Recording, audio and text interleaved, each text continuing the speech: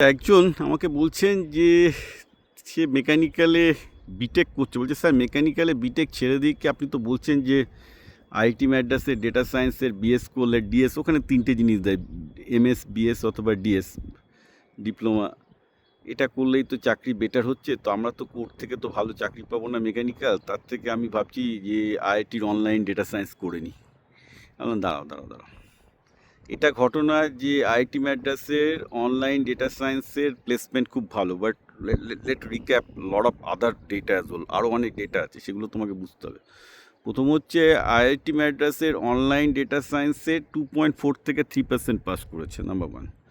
তুমি করলেই যে ওখানে ডিগ্রি পাবে তার কোনো গ্যারান্টি, এটা হচ্ছে নাম্বার ওয়ান। নাম্বার টু হচ্ছে যে ওখান থেকে যে ভালো ভালো চাকরি যারা পেয়েছে তারা পেয়েছে PRLM এরা। PRLM কি? Regional language, sorry reasoning language model, AI. এবার এআই RLMটা কেন ইম্পর্ট্যান্ট? কারণ এআইয়ের RLM ডেটা সায়েন্স খুব ভালো করে দিচ্ছে। ইনফ্যাক্ট আমার এখন যে 5.4 যেটা আছে ChatGPT মডেলে, সেটা তো দুর্ধর্ষ ডেটা সায়েন্স করছে। ভাই অত ভালো ডেটা সায়েন্টিস্ট আমি এখনও জীবনে দেখিনি। যা বলি ও ডেটা সায়েন্সের কাজ করে দিচ্ছে নিজেই।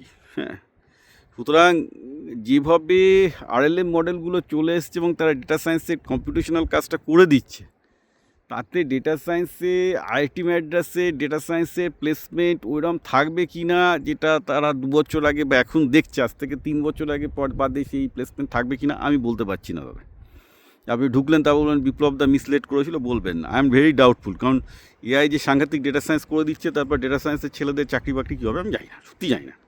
কিন্তু আমি এটা জানি, এটা আমি আগেও বলেছি, আমার এগেন বিপ্লব 2000 ইউটিউব ভিডিওতে আমি বারবার করে বলেছি, এটা আমি জানি যে যাদের, ধরো তুমি মেকানিক্যাল ইঞ্জিনিয়ার হলে, তুমি কেমিক্যাল ইঞ্জিনিয়ার হলে, আবার সাথে সাথে তুমি এআই দিয়ে ডেটা সায়েন্সটাও করতে পারো, অর্থাৎ তোমার সাবজেক্ট নলেজ আছে এবং সেই সাবজেক্টে তুমি এআই দিয়ে ডেটা সায়েন্সকে অ্যাপ্লাই করতে পারো, অর্থাৎ একটা তোমার ভার্টিক্যাল নলেজ আছে একটা সাবজেক্টে, একটা সাবজেক্ট ম্যাটার আছে এবং তার সাথে তুমি এআই দিয়ে এটাকে করতে পারো, সেটা কিন্তু যাবে না, সেটা থাকবে, কারণ ওখানে ডিগ্রিজ অফ ফ্রিডম আবার বেশি হয়ে যাচ্ছে। সুতরাং আমি তোমাকে বলবো যে তোমার ঠিক আছে, কোর ইঞ্জিনিয়ারিং ছেড়ো না, সিভিল মেকানিক্যাল যা পড়ছো পড়ো, তার সাথে সাথে প্যারালালি আইআইটি থেকে অনলাইনে ডেটা সায়েন্স করো। তোমাকে যে বিএস করতে হবে তাও না, ইজিয়েস্টটা হচ্ছে ডিএস, যেটা ডিপ্লোমা বলে 2 বছরের, সেটা করলেও হবে। মোটামুটি একটু ডেটা সায়েন্সের বেসিকটা বোঝো, তারপর নিজেই এআইয়ের প্রো মডেলগুলো দিয়ে ডেটা সায়েন্স করতে থাকো নিজের ফিল্ডে।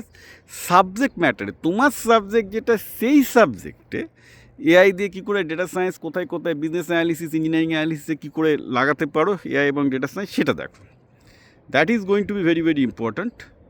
এবং সেইটা যদি তুমি করতে পারো, then you will not have a problem in job, এটা আমি বলতে পারি। কিন্তু শুধুমাত্র ডেটা সায়েন্স জেনে কিছু স্ট্যাটিস্টিক্যাল মডেলিং করলেন, মেশিন লার্নিং করলে, ওগুলো ভাই এখন আমি যা দেখেছি, মানে GPT 5.4 যা করে দিচ্ছে আমাকে, মানে ও কোনো মানুষ করতে পারবে না।